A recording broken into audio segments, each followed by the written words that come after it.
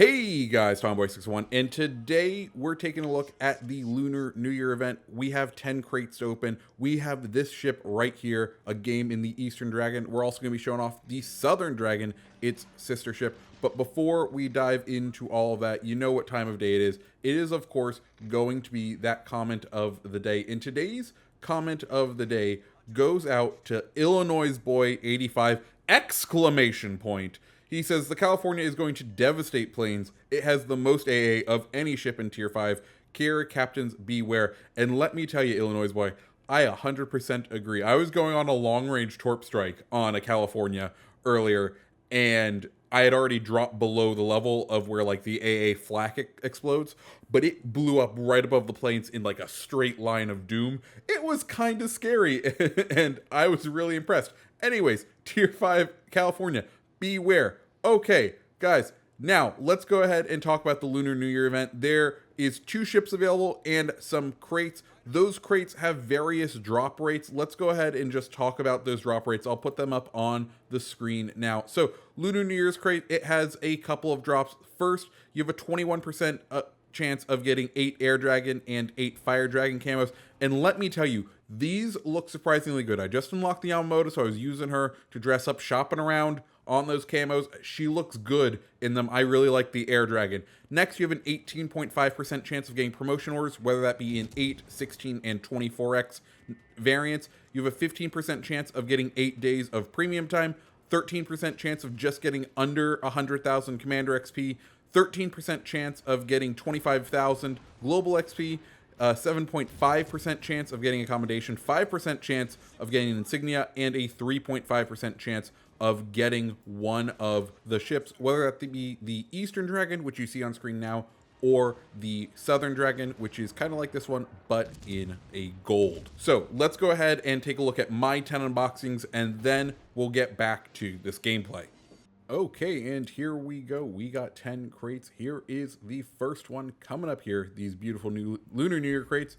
First one, what we're getting, personnel file. Okay, 100,000 Commander XP. We can do that. Coming up next, let's see what we got.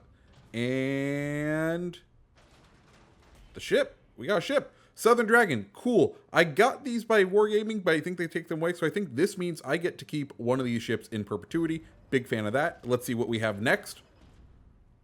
And we have, 8 days of premium time. Of course, 8 is a lucky number in the Chinese calendar, so that's probably why a lot of these things end in 8. Next up, we have Camo. Hey, that's what we like to see. Camo is looking real good. I can't wait to check out what these look like. And then, coming up next, another personnel fire, another 100,000 Commander XP. I think this is like my least favorite of the prizes available, but hey, we'll still take it any day of the week. And we got more camo. Cool. That's what we like to see. Unique camos are always fun to shop around with. Next up, we have personnel file. 16 promotion orders. We will always take promotion orders. Always got to upgrade those commanders. Next up, we have, let's see, another 100,000 Commander XP. So we've gotten 300,000 Commander XP from this. Well, I'll be changing inspirations. And this one, Global XP. That's what we like. 794. We are so close to getting a GXP ship. Final crate. Let's see what we have. More camo. Okay, I can work with this. Decent drop rate overall. Definitely like that I have a ship to keep in perpetuity. Now, let's head back to that gameplay. Okay, and now we're back into the gameplay. As you saw there, we got some decent citadels on Myoko. Of course, she's essentially our sister ship. Both the Eastern and Southern Dragon are based on the Myoko. So we're kind of doing damage to our sister ship here.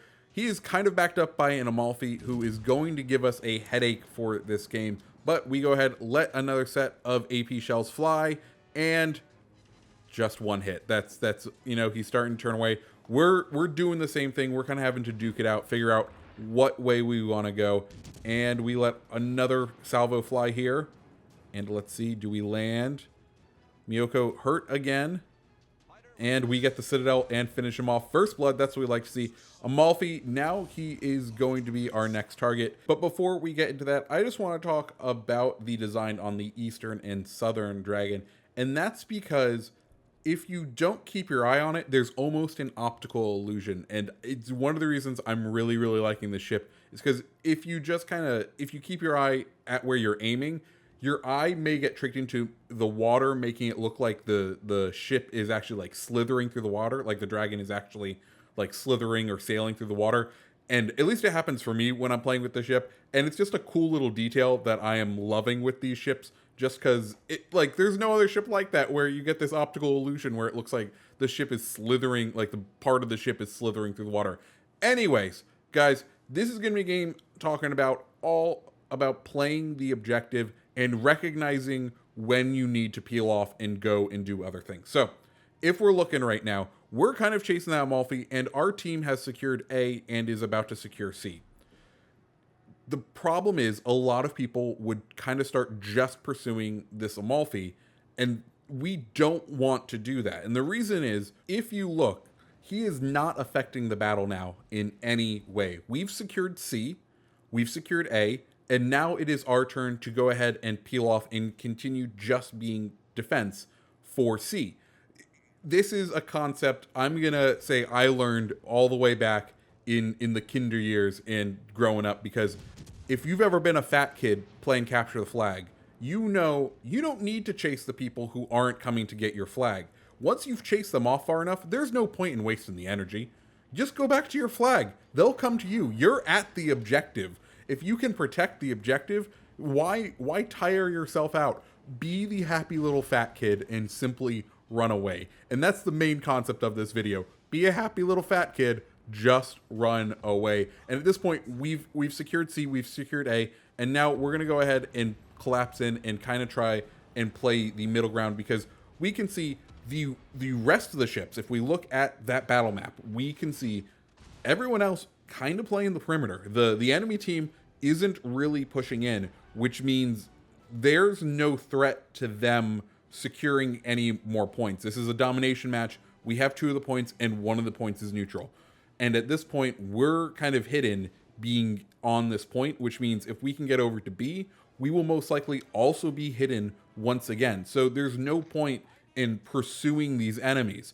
If we go out to them, they will have a numerical advantage to be able to shoot us out, because they have decided to dedicate themselves to the back third of that map.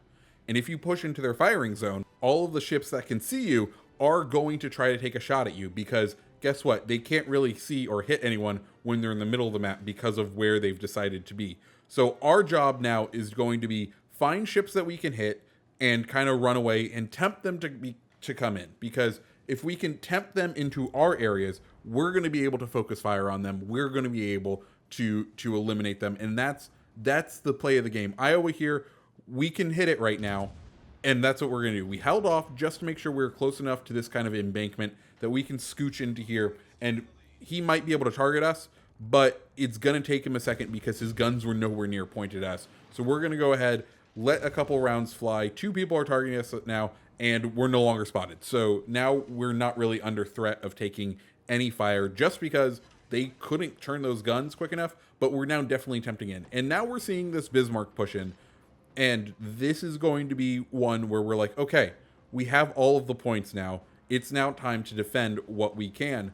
Yudachi also pops up. Unfortunately, can't get any firing solutions on him. He pops up for just a second. I think our plane may have spotted him, or he might have fired. I don't know which is which, but sadly, there's no firing solution on him, but he does spot us, giving that Bismarck just a little bit of a heads up. But Bismarck definitely still pushing in, so we're going to go ahead and prepare the torps, just because we can kind of lay these as a trap. He's pushing into our way. First off, our destroyer lays off some torps, so we might as well add to the cacophony of torps that he is about to have to dodge.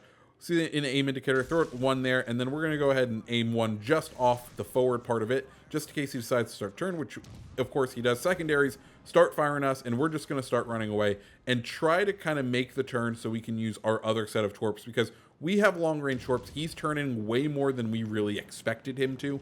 He's going almost full broadside, opening him up to some dangerous hits from our teammates, but our torps are just going to narrowly miss him, so we're going to swing around, try to get our other set of torps on him, fire 1 narrow, and I know this is going to sound crazy, guys, but we're also going to go ahead and fire a full widespread, and that's just because we want to zone him. We want to make him stay in a certain lane and to behave a certain way, and if we can fire the widespread, we can either A, hit him with a torp, which at this point he has that low health. We're gonna do damage. We're taking hits from the secondaries right here, not taking much health left, but he has that opportunity where we can either hit him with it, he goes down. That middle torp might have been on target, or that far right one might have been if he didn't. Look around, our teammates are all there backing us up, and now we're just going to survey the map. We take a couple hits there. We're going to go ahead and survey the map, just check out who's where. There's that Udachi out there who is always going to be kind of a threat just because he can stay so stealthy. We're going to take a couple of pot shots, but we notice over at A, our teammate is going to need some help. They have a battleship pushing in there and a cruiser, so we're going to go ahead and start to orient our guns over onto the other side, just because we know one battleship, even though he's kind of defending a choke point here, that one battleship is probably going to have trouble. And at this point, turret traverse on the Myoko / Eastern Dragon / Southern Dragon, not that great. So we're going to go ahead and pull a full 180 and try to get fire on that Iowa, just so we can help out with defending A from the enemies and kind of keep this advantage going, because at this point we are a couple minutes away from winning because they have not captured any of the locations. And at this point, Iowa goes down. They, I think they ram or they do something. Anyways, they go down. So that's no longer a threat. And now we're taking a survey of the map, and we've noticed we've now done the cardinal sin of what our enemy was doing, and we've all bunched up to the center line. And while this is great because we can theoretically fire at A and C, we know that Udachi is over by C. We know he has good stealth, and we know there's only one cruiser over there. So and we saw those torps. So we know he's active in the area. We need to go ahead and push over there and see if we can assist, because it would really suck to lose this game because we all started playing mid and seeking damage. We need to play smart. We need to play tactically, and the smart play at this point is simply to go over and assist at C, because we know at this point the Udachi is the most dangerous chess piece that is in play. It's the most dangerous ship that is in play currently. All of the other cruisers and things are well outside. Udachi's the only one trying to make a play. We're going to go ahead, pop our sonar, because we know he has torps. He could have that reload activated. He could be ready to fire soon. He's spotting us, so we know. There he is. He pops up. We're going to go ahead, pop him down, and oh, so close to killing him, but that's going to finish the game for us. And that's going to be a game in the Eastern Dragon. Guys, I hope you liked this video. If you did, go ahead, hit the like button, hit the subscribe button. Make sure you follow me on all my social medias. That's Twitter, that's Twitch, that's Instagram. All those links down below. I hope you guys have a great rest of your day. See ya.